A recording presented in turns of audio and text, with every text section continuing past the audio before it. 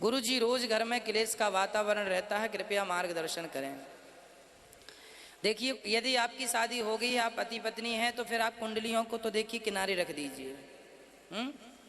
अब ना देखिए और ना दिखाइए, अब तो हो गई शादी, अब देखने दिखाने से क्या भाई, इसलिए अब उनको ना देखिए कुंडलियों को, अब आप दोनों एक दूसरे को देखिए और बहुत समझदारी से जिंदगी यापन कीजिए।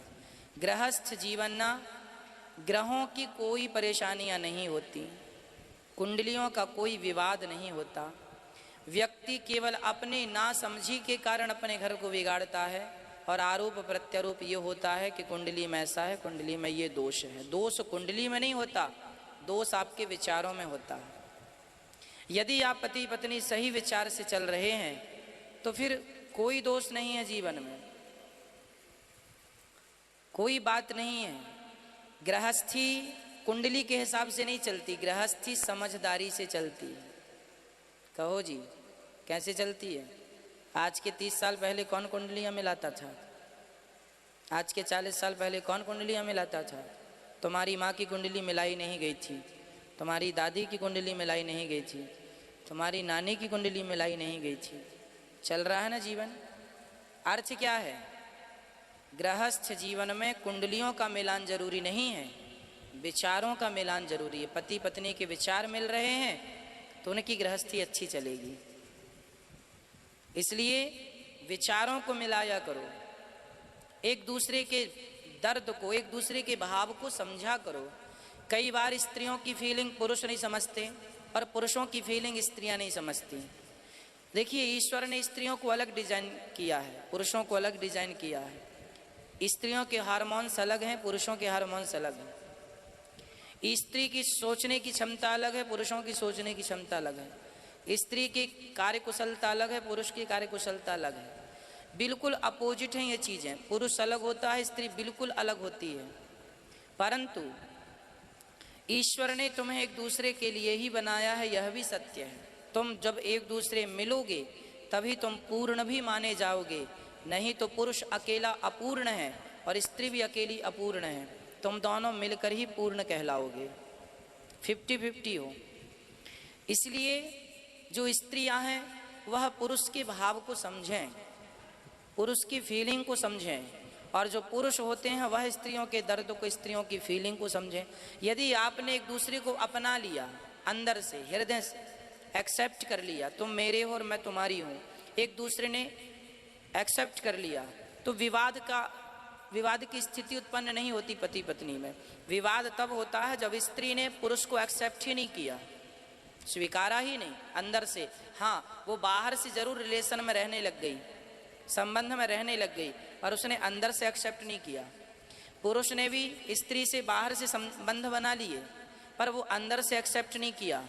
एक अंदर से जो प्रेम के तार होते हैं, जिसे आत्मीयता कहते हैं सामान्य भाषा में, एक प्रेम कहते हैं, जैसे लव भी कहते हैं, वह जो प्रेम जो ओरिजिनल वाला है वो तुम्हारा जागा नहीं है।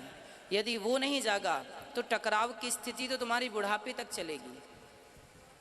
और यदि वो प्रेम जाग गया एक दूसरे के प्रति, वो समर्पण आ गया, पत्नी ने समर्पण कर दिया मैं आपकी हूँ, और पति ने समर्पण कर दिया मैं आपका हूँ, खत्म बात। ये समर्पण पत्नी में आ जाए और ये समर्पण पति में आ जाए तो दुनिया में कोई पति पत्नी में कभी विवाद नहीं होगा। स्त्री समर्पण नहीं कर पाती। मैं सारी स्त्रियों की बात नहीं कर रहा हूँ, बहुत सारी स्त्रियां कर देती हैं तो उनका जीवन खुशहाल है।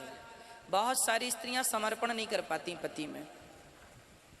उदाहरण से छोटा सा एग्जाम्पल दे रहा हूँ, ये सब पर लागू नहीं है, जिन पर लागू है वो समझें।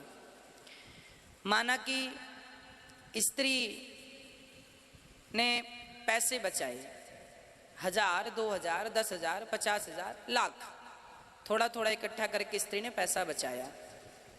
अब वो पैसा बचाया और जब पुरुष पर कोई आपत आई, विपत्ति आई, विषम परिस्थिति आई, तब पति ने कहा क्यों, घर में कुछ पैसे पड़े हैं? पत्नी ने कहा ना जी, कोई पैसे नहीं है घर में। अब पत्नी देख रही है कि घर में मुसीबत है, बिल्कुल परेशानी है।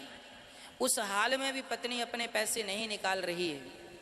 वो ये समझ रही है पैसे मेरे हैं। अरे पागल, ये तुम्हारे नहीं हैं, तुम और पति तुम्हारा, ये तुम दो थोड़ी हो, तुम एक हो। यदि दो की भावना है तो फिर दो जहां है झगड़ा वहीं है, और जहां एक है वहां झगड़ा ही नहीं है। झगड़ा करने के लिए कितने लोगों की जरूरत पड़ती है? कम से कम दो। यदि आप दो हैं तो झगड़ा होगा, पति और पत्नी। लेकिन तुम दोनों पति पत्नी मिलके एक हो गए तो झगड़ा नहीं होगा, क्योंकि तुम एक हो गए ना। जैसे मिश्री का ढेला पानी में मिलता है और मिल करके एक हो जाता है।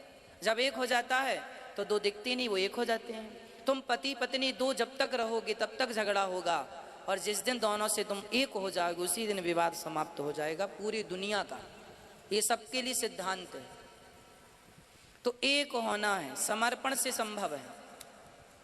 विपत्ति पति पे हो, पत्नी खड़ी हो जाए, विपत्ति पत्नी पे है, पति खड़ा हो जाए। मतलब तुम दोनों एक दूसरे के अंग हो। दाहिना हाथ यदि पति है तो बायां हाथ पत्नी है, दाहिनी आंख पति है तो बाईं आंख पत्नी है, एक किडनी पति है तो दूसरी किडनी स्त्री है। मतलब सिंपल है, एक दूसरे में डूब जाओ। इसी से गृहस्थ बढ़िया होता है। राम जी कितना प्यार करते हैं सीता जी से, आज सुंदरकांड में हमने आपको बताया। राम जी सिया से कितना प्यार करते हैं और सीता जी राम जी से कितना प्यार करती हैं। और आजकल का पति पत्नी से प्यार करता ही नहीं है। अब प्यार नहीं करेगा तो झगड़ा होगा। इसलिए पत्नी से प्यार करो, पत्नियां पति से प्यार करें। पत्नियां पति से प्यार ना करके अपनी मां से प्यार करती रहती हैं शादी के बाद। माँ माँ माँ माँ माँ, ऐसी पत्नियों के घर में जल्दी आग लग जाती है। जो पति को छोड़कर अपनी माँ के पास ज़्यादा समय गुजारती हैं, ज़्यादा माँ के पक्ष में रहती हैं, ऐसी स्त्रियों का घर जल्दी से बिगड़ जाता है। इसलिए पूर्ण रूपेण समर्पण, तुम मेरे मैं तुम्हारी।